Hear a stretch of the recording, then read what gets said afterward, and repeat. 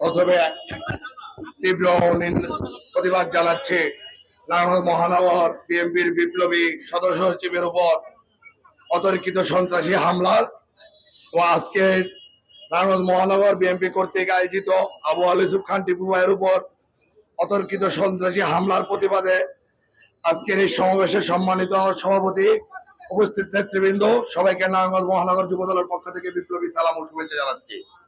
প্রিয় সংগ্রামী সাথী ও বন্ধুগণ, আমরা গত 18 বছর 17 বছর ধরে একটি ফ্যাসিবাদী সরকার তথা স্বৈরাচারী সরকারের বিরুদ্ধে আন্দোলন সংগ্রাম করে যাচ্ছি।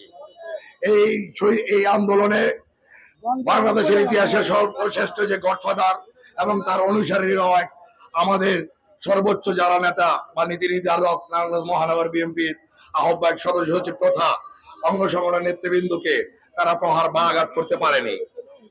অত্যন্ত দুঃখের সাথে বলতে চাই, গতকালের যে ভিডিও দেখেছি মহানগর বিএনপির সদস্য সচিবের, যেটা আমাদের সবার প্রত্যেকের রক্তক্ষরণ হয়েছে। আমরা এটা কোনোভাবে মেনে নিতে পারি না। একজন আবু আল ইউসুফ খান টিপু ভাই আজকে একদিনের তৈরি না। তার মতো একজন নেতৃত্বকে এভাবে প্রহার কখনোই কাম্য না।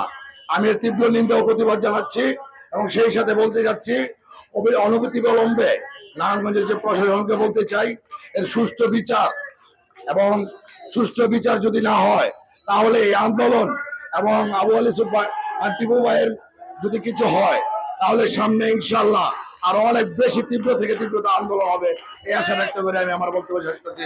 বাংলাদেশ জিন্দাবাদ, বাংলাদেশ জাতীয়তাবাদী যুব দল জিন্দাবাদ, প্রেসিডেন্ট জিয়া রহমান অমর। আমাদের মাঝে সংগ্রামী সভাপতি আমাদের মাঝে উপস্থিত হয়েছে নারায়ণগঞ্জ মহানগর ছাত্র দলের